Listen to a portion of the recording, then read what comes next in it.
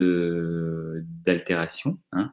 Donc ces particules, c'est soit des minéraux de la roche-mère, soit des minéraux de la roche-mère qui ont été transformés en minéraux secondaires, comme par exemple les argiles, soit carrément des morceaux de la roche-mère plus ou moins altérés.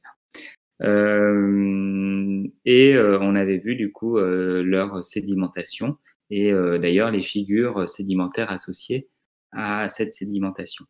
Là, aujourd'hui, on va débuter en fait la sédimentation des solutés.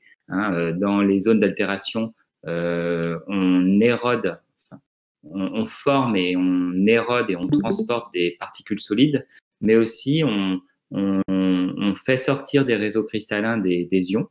Et ces ions, en fait, vont pas être sous forme de particules solides, mais seront dissous en fait dans l'eau, hein, et sont embarqués du coup en solution, hein, sous forme de soluté dans l'eau. Donc ça veut dire qu'ils sont aussi retirés, hein, de la zone d'altération, donc il y a bien érosion, et ils sont transportés par cette eau, hein, et ils vont sédimenter, mais avant de sédimenter, il va falloir qu'ils précipitent. Donc ça, c'est important de bien comprendre, hein, ces solutés, et ben, ils vont devoir précipiter finalement avant de sédimenter. Alors, on va avoir d'abord la sédimentation par précipitation biologique, hein, donc il va faire intervenir des êtres vivants, et on va avoir dans un petit temps la sédimentation carbonatée, hein, qui met en jeu la précipitation de l'ion Ca2+, un ion calcium, et de l'ion CO3- ou HCO3-, donc des ions carbonate ou hydrogénocarbonate. Alors, cette précipitation en fait des carbonates de calcium, se fait dans l'eau et dépend d'équilibre. Alors, les deux carbonates de calcium que l'on va rencontrer, hein, c'est la diapositive 70, c'est deux minéraux qui s'appellent la calcite et l'aragonite. Ils ont exactement la même formule, hein, c'est CaCO3. Donc, c'est bien des carbonates de calcium. Par contre, ils n'ont pas tout à fait le même réseau cristallin. Hein. Il y en a un qui est une sorte de parallélépipède à base rectangle, droit, hein, donc on dit orthorhombique, puisque ici l'angle est à 90 degrés. Hein, donc, A et B sont de longueur différente, C aussi est de longueur différente, et on a des angles à 90 degrés, hein, entre les segments A et B, et aussi entre les segments B et C, et entre les segments, on pourrait dire aussi, si on retrouve A ici, A et C. Donc ici, on a un parallélépipède à base rectangulaire, et c'est un parallélépipède droit. Hein, donc ça, ce qui est en rond, là, ce sont les atomes. Hein. Ce seraient du coup les atomes de calcium, de carbone, d'oxygène, et l'ensemble forme un minéral. Hein. Quand on associe comme ça cette forme-là et qu'on la répète dans les trois dimensions de l'espace, et ben on forme des cristaux qu'on a ici, plutôt en forme d'ailleurs de fibres. Hein, c'est du coup l'aragonite. Et puis on a un minéral qui est exactement de la même formule, mais dont le système cristallin est différent. En fait, entre les deux, on peut faire ce qu'on appelle du coup une transition de phase. Hein, on avait vu ça. Hein. Et là, on a obtient exactement le même système cristallin, sauf que le système cristallin, il est un peu basculé. Hein, c'est-à-dire que l'angle alpha, qui est du coup entre la longueur, du coup, là, ils se sont trompés, c'est C, hein, je viens de me rendre compte. Hein, j'ai noté.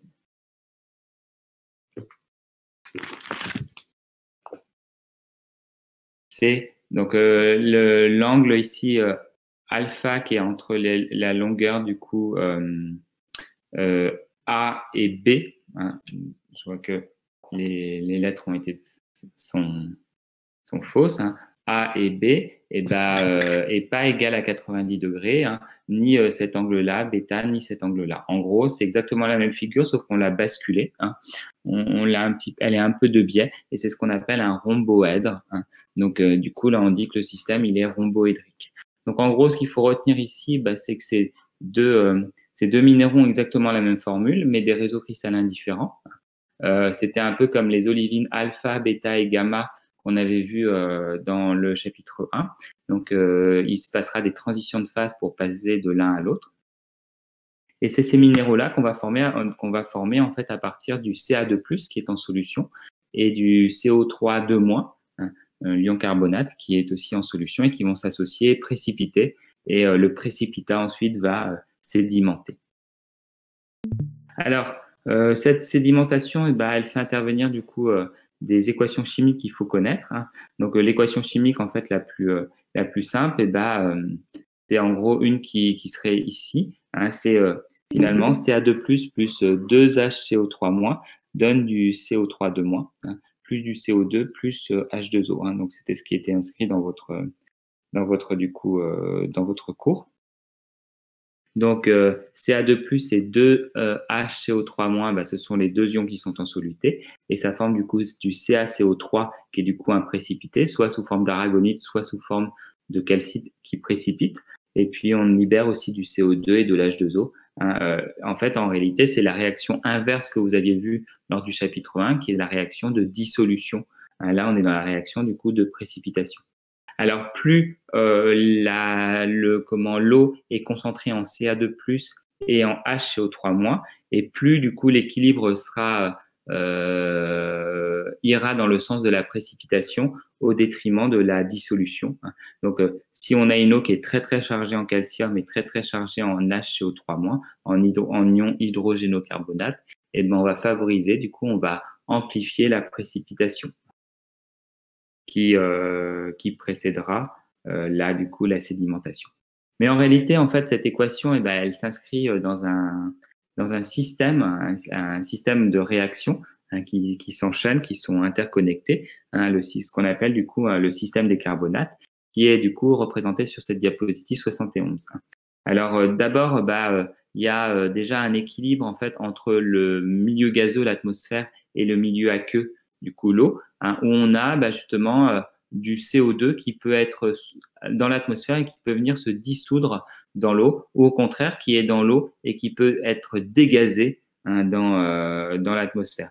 Donc on a déjà un premier équilibre, c'est entre le CO2 qui est gazeux et le CO2 dissous, par des processus du coup ici par cette flèche-là de dégazage et par cette flèche-là de dissolution. Ensuite, quand le CO2 en fait est sous forme dissous dans l'eau, il peut s'associer avec une molécule d'H2O, réagir avec une molécule d'H2O et donner du coup cette espèce chimique H2CO3 qui est l'acide carbonique. Et en fait, l'acide carbonique, il va se dissocier, il va se déprotoner, il va perdre un H+, et donner du coup l'ion du coup H+ et HCO3-. Alors, dans la réalité, c'est plutôt H2CO3 plus H2O, une molécule d'eau, qui va du coup former un ion hydrogénocarbonate HCO3-, plus du coup un ion hydronium H3O+.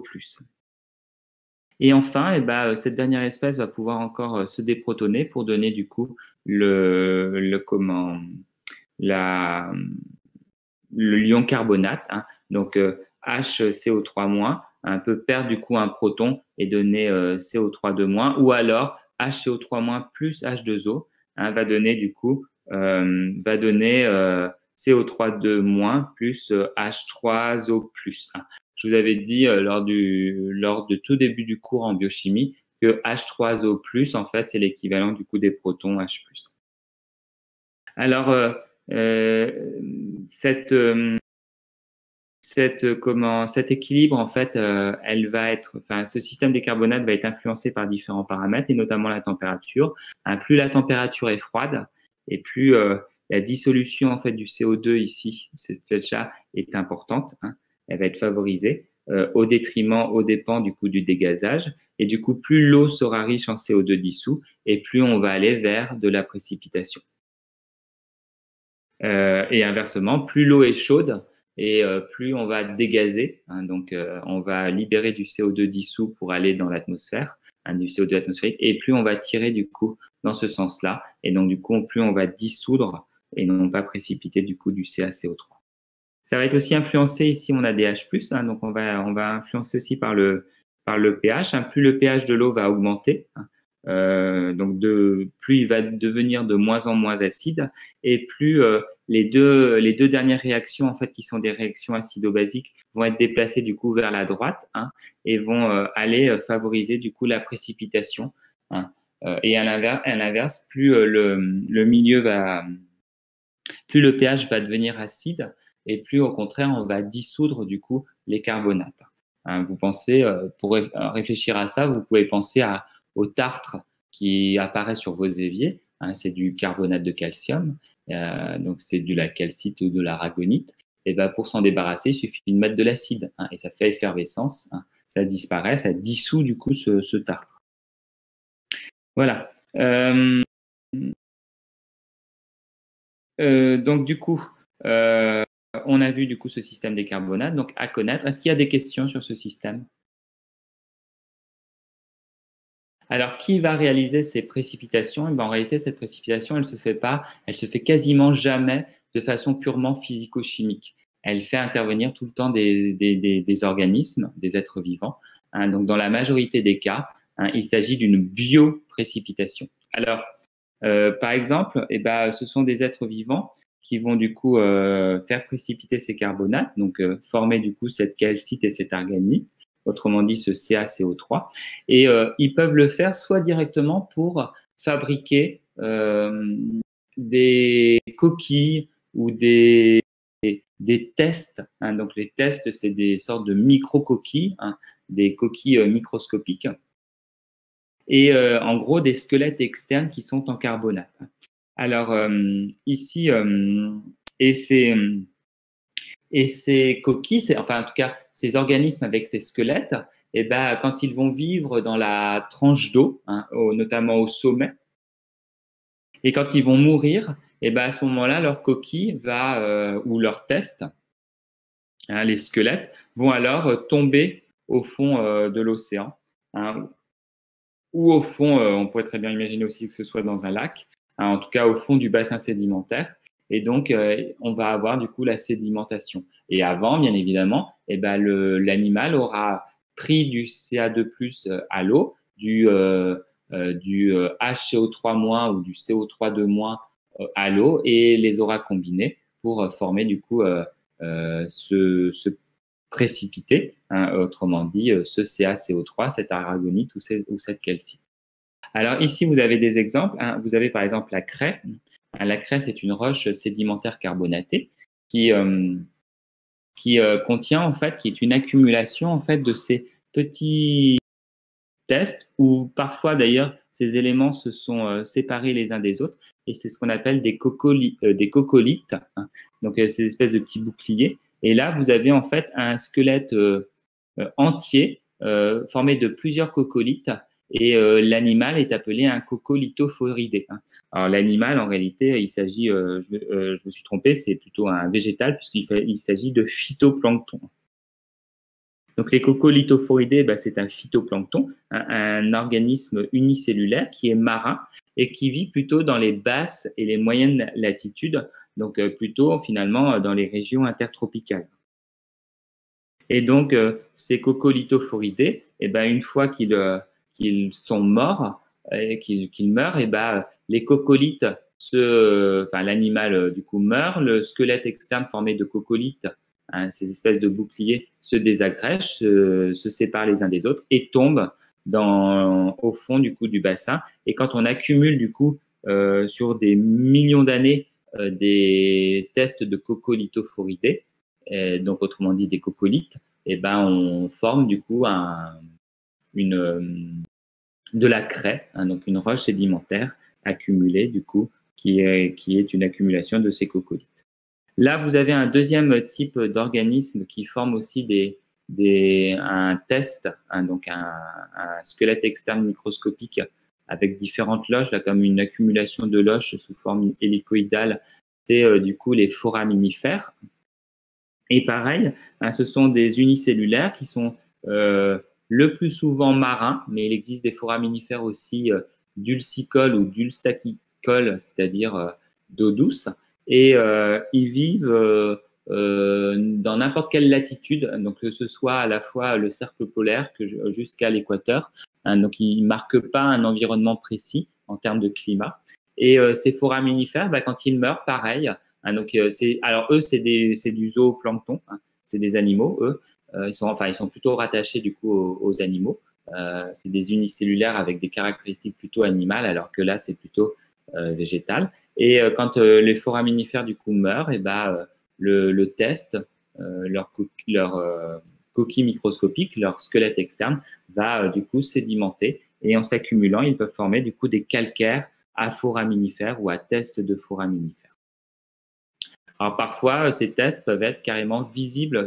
On a quelques foraminifères de très grande taille et du coup, ils peuvent atteindre parfois le centimètre et on peut les voir en fait. Donc, je vous en montrerai du coup en septembre quand on regardera ces roches. Alors, autre exemple, c'est les calcaires à crinoïdes. Hein, donc, les crinoïdes, on les avait vus. Hein, c'est des espèces d'animaux formés d'un squelette constitué d'une sorte de tige, puis ensuite de bras qui filtrent. Et ils sont formés du coup d'articles. Donc ça, je vous renvoie les crinoïdes sur le premier chapitre. Hein. Et du coup, quand l'animal meurt, le squelette qui est alors, ils vivent au fond, hein, ils sont fixés au fond, mais se désagrègent. Hein, les différents articles, les différents éléments se dissocient les uns des autres et finissent au fond, hein, par s'accumuler. Et quand on accumule du coup comme ça des éléments, les articles qu'on appelle des anthroques, on forme du coup des calcaires anthroques. Donc, anthroques, c'est le nom en fait des articles. Donc là, on les voit. Hein, regardez, par exemple, la tige, elle est formée de segments un peu comme ça. Comme des pièces de monnaie un peu épaisses, hein, qu'on accumulerait. Hein, ça forme du coup une sorte de tige, hein, d'axe de soutien. Et quand on accumule comme ça des articles de crinoïdes du squelette, alors les crinoïdes, je n'ai pas dit, mais c'est associé à la famille des échinodermes, donc des étoiles de mer. Et du coup, quand on accumule comme ça beaucoup d'anthroques, on finit par former des calcaires anthroques. Alors, on aurait pu aussi accumuler des coquilles, hein, comme par exemple des coquilles de bivalves. Hein, et quand on accumule comme ça des coquilles de bivalves, on forme ce qu'on appelle des calcaires coquillés. Donc là, on est sur de la macrofaune, hein, qui vit au fond du littoral, hein, ou au niveau du fond de la plateforme. Donc ça, c'était la première possibilité. On accumule en fait les squelettes. La deuxième possibilité, c'est pas d'accumuler, enfin c'est pas de, non excusez-moi, c'est pas de sédimenter et d'accumuler. Là, on va accumuler, mais au niveau de la position de vie. Hein. C'est-à-dire que les animaux en fait vont s'accumuler au fur et à mesure des générations. En fait, les générations suivantes s'installent au-dessus des générations précédentes. Alors, c'est exemple, par exemple, des récifs. Donc ici, vous avez une image de la côte australienne avec du coup tout autour, on voit une zone qui est un peu plus claire et qui est la barrière de corail, hein, donc où on a on a des coraux. Et donc ici, on voit ici les coraux. Les coraux, ça forme comme des petits arbres entre guillemets, comme un peu des champignons. Et en fait, les générations suivantes, enfin en tout cas, il va y avoir une construction au fur et à mesure et une ramification. Donc, en gros, au début, la colonie, elle est toute petite et puis progressivement, elle grandit. Hein, les individus, en fait, des générations suivantes s'installent au-dessus des générations précédentes et du coup, on forme un squelette externe qui abrite cette colonie et qui va être du coup le corail. Du coup, ces coraux, hein, donc sur place, il n'y a pas de déplacement, c'est-à-dire qu'ils ne vont pas tomber comme la coquille du foraminifère ou se désagréger comme les crinoïdes. Ils vont du coup former des calcaires récifaux, hein, ou des calcaires coralliens. Et notamment dans des calcaires, on trouve par exemple voilà, ces squelettes, hein, ce squelette, cette construction. On reconnaît ici des loges où vivaient du coup les individus appartenant du coup au corail. Hein. Les coraux, en fait, c'est associé à la famille des méduses. Alors, c'est assez intéressant parce que les coraux, en fait, ils ne vivent pas n'importe où quand on les regarde actuellement. Hein. Ces coraux, ils vivent toujours dans des eaux qui sont peu profondes. Hein. Là, on est du coup au bord de la côte. Hein. On n'en a pas plus loin. Toujours dans des eaux qui sont chaudes. Hein. On est dans la zone intertropicale et toujours dans des zones qui sont très claires.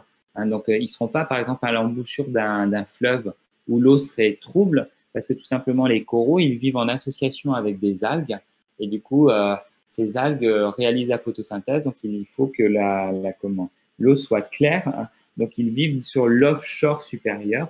Hein, je vous rappelle le large supérieur, c'est-à-dire dans la zone où on a l'action des vagues de beau temps. Et ils peuvent vivre, par exemple, autour d'un continent comme l'Australie ou autour d'îles, notamment d'îles volcaniques de points chauds, hein, comme par exemple ici en Polynésie. Hein. Et donc l'île, elle est posée sur la lithosphère et au fur et à mesure, elle va s'enfoncer par subsidence. Et en fait, au début, les coraux sont vraiment au bord de l'île, hein, donc on dit que le récif est frangeant. Puis, avec l'enfoncement du coup de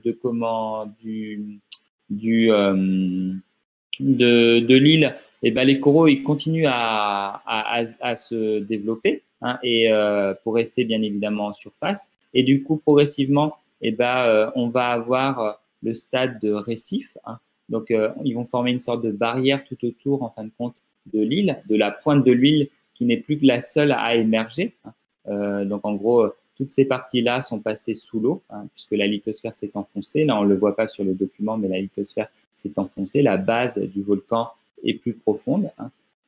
Et là, le volcan s'est encore enfoncé à cause de la subsidence. Et là, à ce moment-là, il n'émerge plus et il ne reste plus que la barrière de corail qui forme du coup un cercle et c'est ce qu'on appelle l'atoll. Hein. Donc, si je plonge ici, et au milieu, je vais tomber du coup sur le sommet du volcan. Hein. Et là, on voit encore un tout petit sommet du volcan qui émerge encore hein, pour quelques millions d'années. Et du coup, la zone comme ça qui est protégée, c'est ce qu'on appelle du coup le lagon, protégé par la barrière de corail, hein, par le récif barrière. Est-ce qu'il y a des questions?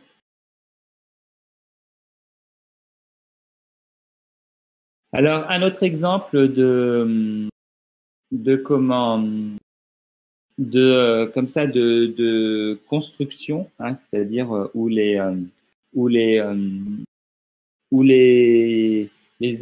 individus vont accumuler les générations les unes sur les autres, c'est les huîtres. Hein. Donc, on a comme ça des calcaires à huîtres qu'on appelle aussi lumachelles. Hein, donc, il faut imaginer, voilà, une génération d'huîtres s'installe sur un rocher et la génération suivante va s'installer sur la première génération. Puis la troisième génération va s'installer sur la deuxième génération et ainsi de suite. Et du coup, au fur et à mesure, au cours des années, hein, au cours des milliers d'années, vous allez accumuler comme ça une grande quantité d'huîtres qui se sont fixées les unes sur les autres. Et c'est pareil, du coup, c'est une accumulation sur place. Hein. Donc, il n'y a pas comme tout à l'heure avec les coccolithophoridés, les foraminifères ou les crinoïdes, où à un moment donné, le squelette, il est déplacé. Hein. Autrement dit, à la mort de l'animal, le squelette des foraminifères ou des coccolithophoridés qui étaient en surface sur l'eau tombe, ou alors le crinoïde qui vivait à la surface, les articles se désagrègent et tombent hein, au fond, se répartissent au fond. Là, que ce soit le squelette du corail ou le squelette des huîtres, il reste sur place. Il a été construit à l'endroit où il va rester en fait. Ici, en termes d'environnement, alors là, vous avez justement le profil topographique en fait d'une plateforme carbonatée, hein, donc dans lequel, alors continental. Hein, donc ici, en fait, vous avez le talus hein, qu'on reconnaît. Ici, on a le bassin océanique dans lequel vous trouvez, en fait, c'est la plaine abyssale. Hein. Et puis si je remonte ici, du coup, j'ai la plateforme continentale, hein, qu'on appelle aussi le plateau continental. Hein, et en fait, au niveau, dans la partie distale de cette plateforme continentale, et ben, s'installe un récif, hein, comme par exemple au niveau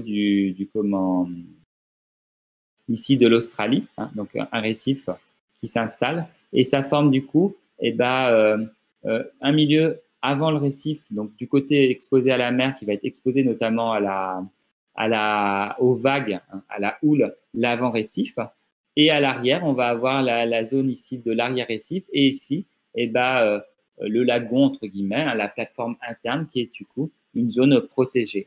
Donc c'est assez intéressant, il faut bien regarder du coup cette diapositive-là et réfléchir, hein. Là, si vous avez du coup des vagues, bah, vous êtes dans des zones, toute cette zone-là, c'est une zone à haute énergie, hein. Il y a beaucoup d'énergie puisque les vagues se forment à ce niveau-là, hein, et déferlent, hein. Donc, bah, du coup, si vous avez une zone de forte énergie, bah, vous allez pas pouvoir déposer les particules les plus fines, hein, ou très peu. Et donc, du coup, vous allez former des calcaires de type grindstone ou Packstone. Ça, je vous renvoie du coup à votre TP, hein, au TP.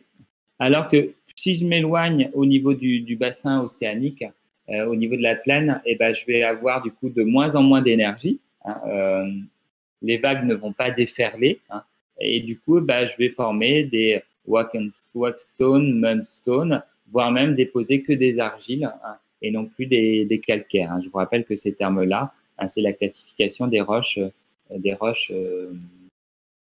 carbonatées, hein. Et dans cette zone, au niveau du récif, bah là, je construis du coup une roche carbonatée, hein. Je suis dans ce qu'on appelle bundstone, hein, les calcaires bioconstruits, hein. Ici, ça dépend, hein, c'est un peu plus variable selon que le récif soit complet ou pas. S'il est complet, là, on aura vraiment une zone de très basse énergie.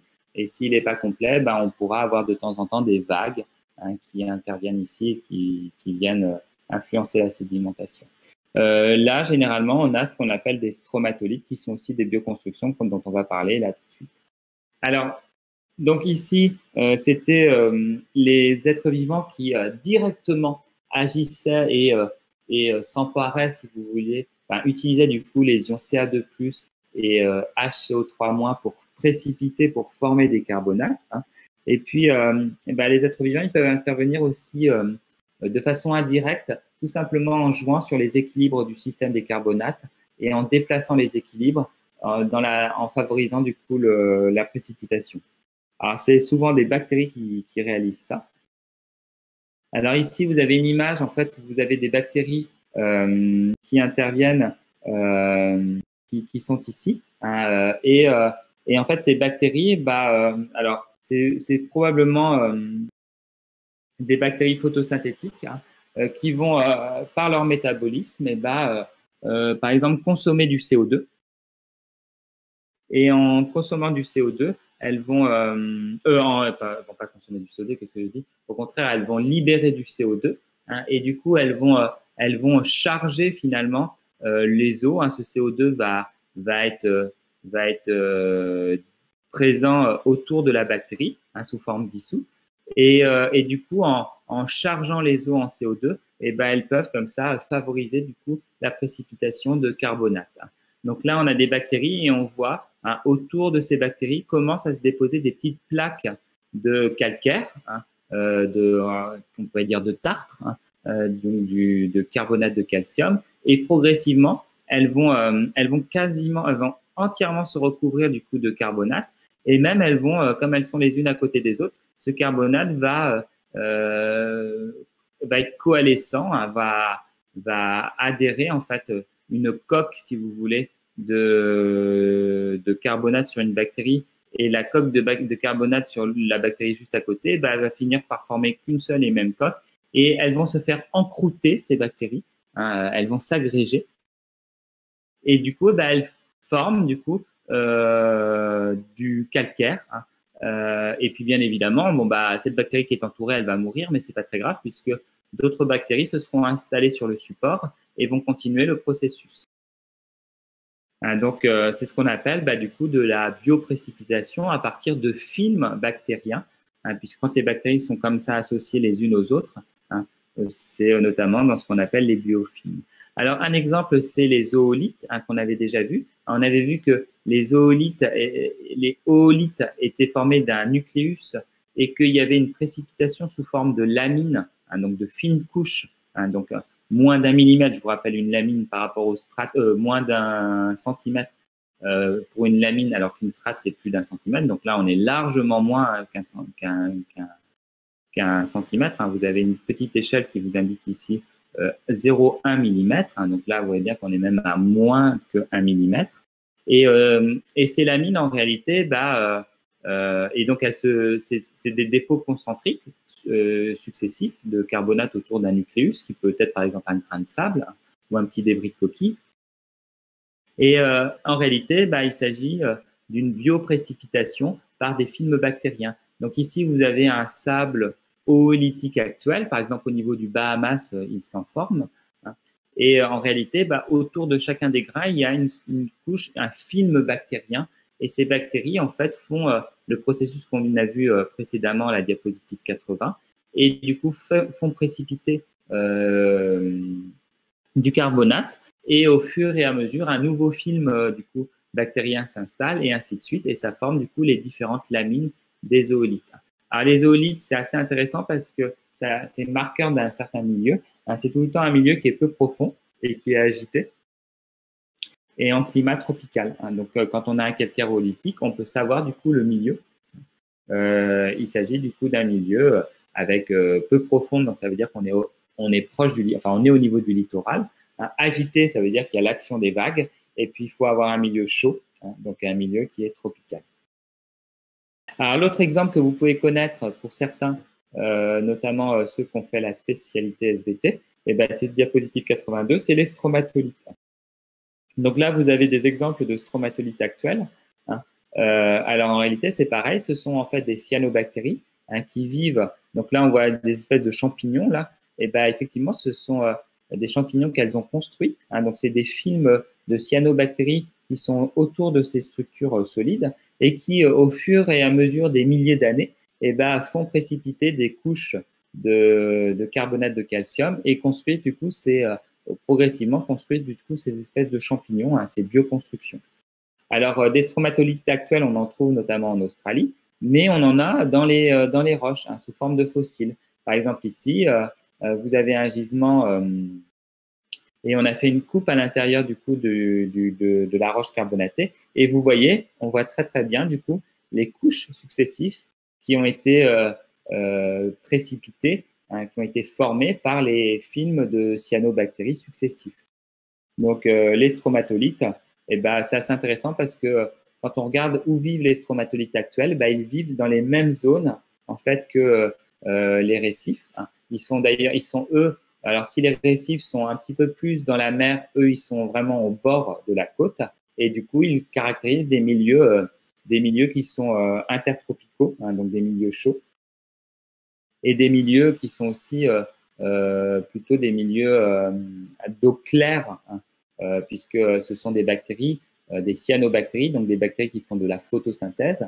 Et donc, du coup, il faut que l'eau soit relativement claire. Si elle était trouble, hein, s'il était chargé en argile et que ces argiles se déposeraient dessus, ça cacherait du coup la possibilité, enfin, ça empêcherait la possibilité, ça les empêcherait de faire du coup la photosynthèse.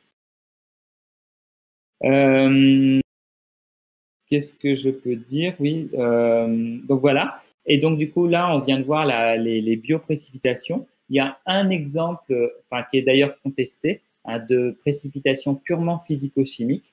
C'est dans le modèle karstique, les concrétions calcaires. On avait vu que dans le chapitre 1, que par exemple, dans les cavités des plateaux calcaires, on pouvait former des concrétions comme les stalagmites ou les stalactites.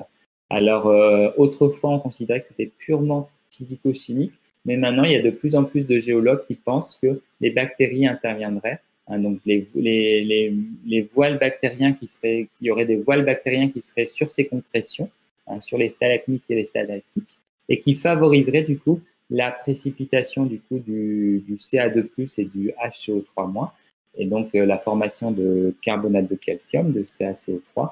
Et donc, du coup, cette précipitation qui était considérée comme purement physico-chimique, maintenant, elle a tendance à devenir aussi biologique, hein, avec l'intervention du coup de ces films bactériens. Est-ce qu'il y a des questions sur cette partie bioprécipitation? Alors ensuite, on va faire une notion, la sédimentation carbonatée dépend de la profondeur des eaux. Alors, c'est une notion qui est très très importante, c'est le document 13, hein, c'est ce qu'on appelle la CCD. La CCD, c'est Carbonate Compensation Depth, c'est-à-dire le niveau de compensation des carbonates. Alors, vous l'avez ici qui est marqué là, CCD, hein, et vous avez du coup une courbe qui est associée ici en violet clair. Alors, il faut bien comprendre ce graphique. Ici, vous avez la profondeur de l'eau. Hein, donc là, on est à une bathymétrie de 1 km, donc en dessous du niveau marin. Hein, donc, on est en gros à moins 1000 mètres de profondeur, moins 2000 mètres dans la tranche d'eau, hein, dans l'océan, moins 3000 mètres, moins 4000 mètres, moins 5000 mètres, et ainsi de suite. Donc là, j'ai la profondeur en fait de l'eau, hein, la bathymétrie. En fait, ce qu'il faut imaginer justement qu'un foraminifère ou par exemple un coccolithophiridé qui vit du coup, c'est du plancton, donc qui vit à la surface, et ben meurt et sa coquille du coup tombe. Et en tombant en fait, en sédimentant, et ben elle va subir un processus de dissolution. Hein. Et du coup, ici, on vous dit augmentation de la quantité de CaCO3 et de SiO2 de la silice. On va la laisser la silice de côté puisque c'est la courbe dont on ne va pas parler ici qui est en gris. Hein. Et ben, quand on est à la surface, en fait, le processus de dissolution est quasiment inexistant. Et plus ma coquille va aller en profondeur, et plus le processus de dissolution va être important. Et même à un moment donné, quand on arrive ici quasiment à 5000 mètres de profondeur, et ben, la dissolution elle a été complète. Ça veut dire que ma coquille, elle a disparu, elle a été dissoute en Ca+, en Ca2+, et en HCO3- ou CO3- Donc en gros, mon aragonite et ma calcite a été complètement dissoute.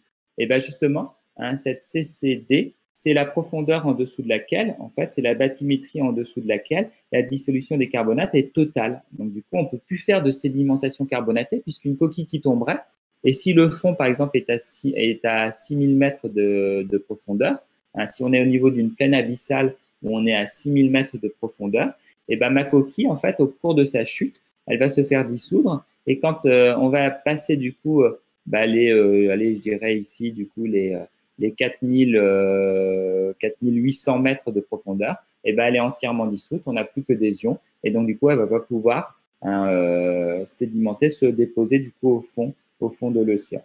Alors cette zone où on voit vraiment une accélération de la dissolution, hein, on voit bien que la dissolution, elle était jusqu'à 4000 mètres de profondeur, elle était relativement faible. Hein, je dirais que peut-être ma coquille, elle a perdu, allez, on va dire même pas 10% hein, dans son carbonate de calcium. Mais à partir de 4000 mètres de profondeur, là, vraiment, il y a la dissolution qui s'accélère hein, pour être totale à 4800. Et bien, toute cette zone-là, ça s'appelle la lysocline. Donc, en gros, si je mets, par exemple, si je mets du coup un fond marin si j'ai un fond marin à 3000 mètres de bathymétrie, est-ce que je vais pouvoir du coup sédimenter du calcaire hein. C'est-à-dire, en gros, si mon océan il a un fond marin à une bathymétrie de 3000 mètres, et ben, du coup, on voit bien que la dissolution, elle est mineure, hein, elle est faible. Et donc, du coup, mes coquilles, mes tests qui se sont formés, que les êtres vivants ont formés en haut à leur mort, bah, ils chutent, ils se sédimentent. Et puis, comme le fond est à moins 3000 mètres, largement au-dessus de la lysocline et de la CCD, et ben, on pourra former du coup des carbonates. Hein. On pourra former des bouts carbonatés, c'est-à-dire qu'on va avoir une accumulation de toutes petites particules, les tests, hein, les petites coquilles microscopiques de carbonate de calcium. Et cette boue, quand elle subira la diagénèse que vous allez étudier aujourd'hui, eh ben, elle formera du coup un calcaire, hein, comme par exemple de la craie si c'est des coccolithophoridés, comme un calcaire à foraminifère si c'est des tests de foraminifères. Par contre, si mon fond marin il est à 6000 mètres, hein, si on est au niveau d'une plaine abyssale qui est très profonde, ou par exemple au niveau d'une fosse océanique, et ben, la coquille en tombant, et ben, quand elle va tomber et quand elle va passer du coup les 4000 mètres de profondeur et qu'elle va continuer sa chute, ben, là, elle va se faire totalement du coup dissoudre. Et à partir de 4800 mètres, et ben, il n'y a plus rien. Il n'y a plus rien à déposer, hein. Tout le carbonate de calcium, CaCO3, est devenu du Ca2+, et de l'HCO3-, donc autrement dit des ions dissous, des solutés. Est-ce que c'est compris? Est-ce que vous avez compris la notion? Est-ce qu'il y a des questions sur cette notion de CCD? Donc la profondeur de la CCD, en fait, elle n'est pas toujours la même selon les endroits de l'océan mondial. Alors déjà, elle va être fonction de la température des eaux profondes, hein. Donc plus une eau est froide, en fait, et plus elle va être acide, et du coup, plus la CCD sera haute, hein. L'acidité, hein, bien évidemment, accélère, favorise la dissolution par rapport à la précipitation. Elle va aussi être dépendante de la dorsale. Il faut savoir que les dorsales, en fait, ça libère le magmatisme, hein, on sait très bien que ça libère des gaz, et notamment du CO2. Donc, quand une dorsale, quand il y a une éruption du coup au niveau de l'axe de la dorsale, ben, on libère du CO2, et du coup, on favorise l'acidité du coup des eaux, hein, des eaux profondes, et du coup, la dissolution. Hein, donc, la CCD, elle sera à ce moment-là beaucoup plus haute. Donc, elle ne sera pas forcément à 5000, mais plutôt à 4000. Alors, c'est l'exemple, par exemple, de la dorsale rapide du Pacifique, qui est rapide, donc qui est très active, et qui a tendance à acidifier de façon plus importante, du coup, les eaux profondes de l'océan Pacifique par rapport à l'océan Atlantique. Et ça va dépendre aussi de la production qui est en surface, hein. Donc, plus la production est importante en surface, hein, donc plus il y a de phyto ou de zooplancton qui forment des squelettes, des testes carbonatés, et plus la CCD en fait sera du coup basse, hein. Voilà. Euh, alors ainsi, bah, du coup, notre CCD, elle est un peu plus basse dans l'océan Atlantique que dans l'océan Pacifique, hein. Et dernière chose, il y a alors, la CCD, en fait, le C, en réalité, c'est pas pour enfin, c'est pour carbonate, mais c'est surtout pour calcite. Et pour l'aragonite, eh ben, la dissolution, elle intervient plus rapidement, hein. Donc, il existe du coup une ACD, et cette ACD, en fait, au lieu d'être à 4000, 5000 mètres de profondeur, elle est à 3000 mètres de profondeur. Donc, ça, c'est pour l'aragonite. Bon, c'est une remarque. Est-ce qu'il y a des questions? Alors, on va passer du coup à une deuxième sédimentation. Donc là, on a sédimenté du coup du carbonate, CaCO3. On va sédimenter maintenant de la silice, hein, la sédimentation siliceuse. Alors la silice, donc c'est SiO2, hein, et vous avez vu tout à l'heure, eh ben, il y a justement aussi un processus de dissolution, hein, de cette silice lors de la précipitation. Alors effectivement, il y a de nouveau des micro-organismes, hein, des organismes unicellulaires qui construisent un squelette, mais non pas un squelette en calcaire, en carbonate de calcium, mais un test en silice, hein. C'est des tests siliceux. Alors, un exemple, c'est les radiolaires, hein, qui sont du zooplancton, hein, donc c'est des unicellulaires qui sont marins et qui vivent dans les zones tropicales. Et ils construisent, bah, regardez ici, vous avez une image. Alors, c'est au microscope électronique à balayage, donc c'est vraiment microscopique, hein. Chacun fait quelques centaines tout au plus de micromètres.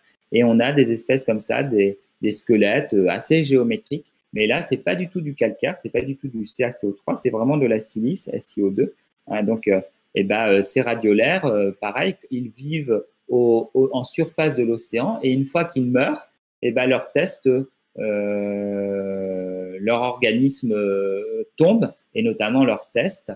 Et du coup, si on accumule comme ça sur des centaines de milliers d'années, voire des millions d'années, des tests, on forme une boue siliceuse, hein, cette fois-ci. Et, cette boue, elle vous donnera du coup une roche siliceuse, ce qu'on va appeler la radiolarite. Alors là, on était du coup en milieu en milieu du coup. Il s'agit de zooplancton. On va passer dans du phytoplancton, c'est ce qu'on appelle les diatomées. Les diatomées, en fait, ce sont des algues microscopiques qui appartiennent au phytoplancton, des unicellulaires, qui vivent, eux, en haute altitude, hein, en haute latitude, excusez-moi, donc plutôt dans les zones du polaire, hein, du cercle polaire. Et ces diatomées, en fait, elles forment une sorte de test, de coquille, qui est en forme un petit peu de boîte de camembert, hein. Et du coup, elles vont pouvoir s'accumuler, hein, elles aussi. Hein, quand les diatomées vont mourir, et ben, le test va sédimenter au fond du bassin sédimentaire. Hein, et l'accumulation sur des centaines de milliers d'années, voire des millions d'années, de ces tests de diatomées va former une roche qu'on appelle la diatomite. Alors, donc là, on voit bien encore, c'est encore de la bioprécipitation, c'est-à-dire que la silice en fait est précipitée grâce à des organismes. Alors, est-ce qu'il existe une précipitation siliceuse physico-chimique sans l'intervention des micro-organismes? Eh ben, autrefois, de façon très incontestée, hein, il y en avait une, c'était le silex, hein, le silex qui se forme notamment dans les calcaires, au milieu des calcaires. Hein, mais c'est de plus en plus discuté. Hein, on pense que même le silex, il y aurait des films bactériens qui interviendraient. Donc là, c'est pareil que, comme pour la précipitation du carbonate, ce serait quasiment tout le temps une bioprécipitation, hein, pour la précipitation siliceuse. Je reviens du coup à mon document 13, pareil, une notion qui est très importante. Et ben, regardez ici, on a la courbe de dissolution en fonction de la bathymétrie pour la silice, hein, pour SiO2. Et ben, on voit que par exemple, quand un test de radiolaire, hein, ou de diatomée tombe, et ben, on voit que dès le premier kilomètre, il se fait quasiment entièrement dissoudre, hein, enfin, de façon très fortement. Et puis après, la dissolution est beaucoup moins rapide et on peut quand même regarder, même à des très forte profondeur, elle est à peu près à 6000 mètres de profondeur, la dissolution est terminée, est totale, et donc du coup, il restera plus grand chose, enfin, il restera quasiment rien du test qui se sera sédimenté, qui était en cours de chute, hein, en cours de sédimentation. Alors, du coup, document 3, et ben, la répartition des sédiments marins actuels s'explique essentiellement par la bathymétrie et la productivité en surface. Donc, vous aviez cette carte-là, il fallait du coup commenter en fait la répartition des sédiments actuels. Donc là, il faut imaginer que cette carte-là, eh ben, on vide l'océan et on regarde quelle est la nature des sédiments, hein, qui sont au fond de l'océan mondial.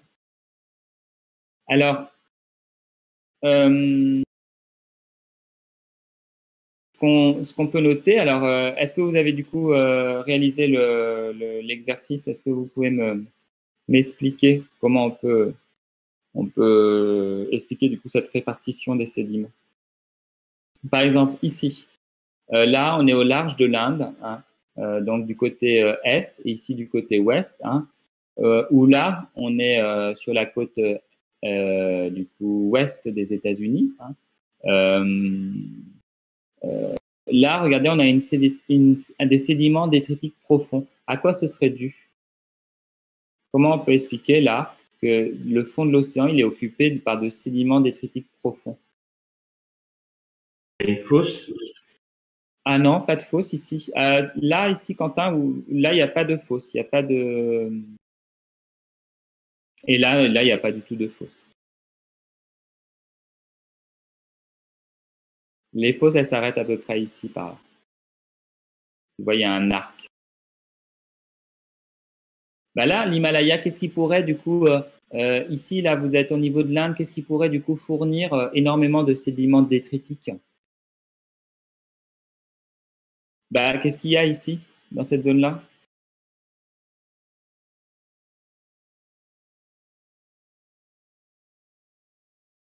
Il y a une chaîne de montagnes.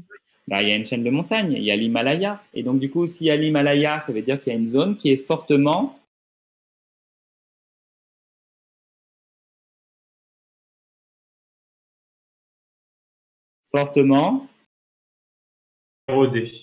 érodée. Alors, d'abord, altérée, érodée. Et ça veut dire que, du coup, les fleuves qui viennent se jeter, hein, dans le golfe du Bengale, ici, ou dans là, ici, ce golfe-là, eh ben, sont extrêmement chargés en, en sédiments, et ces sédiments viennent en fait se déposer. En fait, en gros, là, vous avez les deep sea fans, hein, vous vous rappelez les deltas sous-marins des issus du coup de l'érosion de fleuves qui contiennent énormément de particules. Hein, le Gange, par exemple, contient beaucoup de sédiments parce qu'ici, on a une chaîne de montagnes, donc une zone qui est à l'origine de beaucoup de sédiments détritiques. Alors, qu'est-ce qu'il y aurait ici? Quelle serait la chaîne de montagnes qu'on trouvera ici au niveau de l'est des États-Unis? Comment s'appelle cette chaîne de montagnes? Les Rocheuses. Les Rocheuses. Hein, donc là, on voit bien, de nouveau, on a de grandes quantités parce qu'ici, on a les Rocheuses. Alors ici, on voit qu'on trouve aussi des quantités non négligeable du côté de l'ouest des États-Unis. C'est associé au mont des Appalaches. Hein, donc, il y a une vieille chaîne de montagnes qui est dans cette zone-là. Hein. Et ici, au niveau de… regardez, au large de la Guyane, là, vous avez justement l'Amazone qui draine, qui vient larguer, si vous voulez, énormément de sédiments, puisque cette Amazone, c'est le plus grand fleuve du monde et qu'il a serpenté dans toute la plaine de l'Amérique du Sud. Alors ici, on a la cordillère des Andes, mais du coup, cette Amazone, il draine énormément du coup de sédiments. Donc voilà, pour les marrons, on les a expliqués, ces sédiments détritiques profonds, ils sont associés à des fleuves qui contiennent énormément de charges particulières et souvent associés avec des reliefs importants en amont, hein, au niveau de ces fleuves. Alors ensuite, si on prend par exemple, regardez la sédimentation carbonatée, jaune. Si vous la regardez, cette répartition, où elle se situe?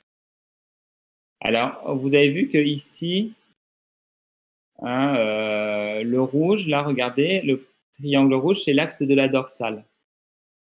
D'accord? Et bien, regardez, vous voyez bien que la sédimentation carbonatée, elle se situe essentiellement, pas là, c'est vrai, hein, mais pour l'essentiel, on voit bien qu'elle est autour de l'axe de la dorsale. Et puis, quand on s'écarte de l'axe de la dorsale, là, donc ça veut dire qu'on est au milieu vraiment de la plaine abyssale, et on tombe sur des argiles rouges et non plus des sédiments carbonatés. Il n'y a plus de sédiments carbonatés. Alors, comment on pourrait expliquer ça? Est-ce que vous avez une idée?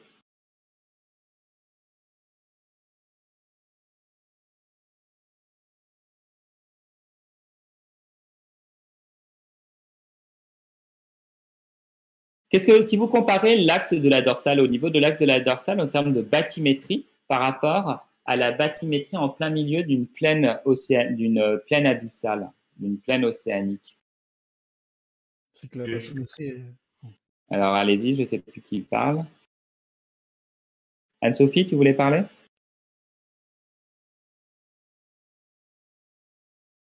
Moins profond au niveau d'une dorsale.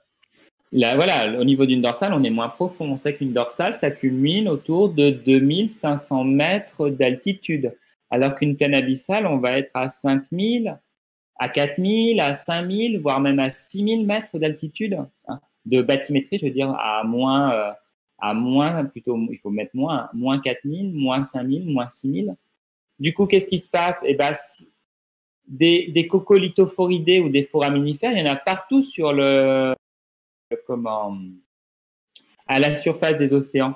Mais qu'est-ce qui se passe quand ici, un test de coccolithophoridé tombe à partir de ce point-là, hein, et donc le coccolithophoridé ou le foraminifère, il est en surface de l'eau, et là il meurt et la coquille tombe. Dans cette zone-là, elle devrait tomber à une bathymétrie très forte, genre par exemple 5000, genre 6000 mètres de profondeur. Et qu'est-ce qui va se passer? Je remets ça.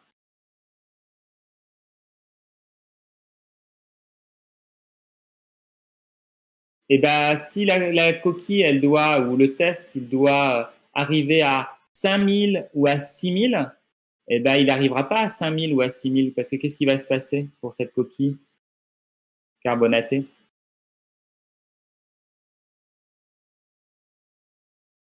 Elle va se dissoudre. Elle va se dissoudre. En fait, là, le fond de l'océan est situé en dessous de la CCD, hein, est plus profond que la CCD. Donc, du coup, là, on peut produire en fait des tests. Toute cette zone-là, on produit en fait en surface. Il y a la production de tests carbonatés par des foraminifères, par des coccolithophoridés. Mais malheureusement, en réalité, lors de leur chute, ils seront dissous entièrement. Et du coup, au fond de l'océan, on peut pas les déposer. Alors qu'au niveau de la dorsale, comme on est dans une zone qui est plus superficielle, qui est moins profonde, puisque le sommet de la dorsale culmine à moins 2500 mètres, et ben là, la sédimentation carbonatée, elle est possible. Donc, du coup, on obtient des sédiments carbonatés. Donc, ça veut dire que là, si vous videz l'océan, ce qui recouvre du coup la dorsale, c'est une boue carbonatée, autrement dit, une accumulation de tests de coccolithophoridés ou de foraminifères. Donc là, du coup, au niveau des plaines abyssales, se déposeront uniquement ce qui pourra se déposer, qui est pas affecté par la dissolution. Ce sera du coup ce seront des argiles, ce qu'on appelle les argiles rouges, c'est-à-dire les plus petites particules qui viennent des continents et qui finissent par se déposer ici, qui finissent par se déposer partout, mais ici, elles seront les seules à se déposer. Et du coup, c'est ici qu'on pourra les accumuler, parce que là, dans ces zones-là, elles se déposent aussi, mais elles sont complètement diluées dans la sédimentation carbonatée. Et enfin, les sédiments siliceux. Vous avez ici les sédiments, en fin de compte, des radiolaires qui vivent à haute altitude et les sédiments des diatomées. Et eux, ils sont autour du coup de l'équateur et des hautes altitudes.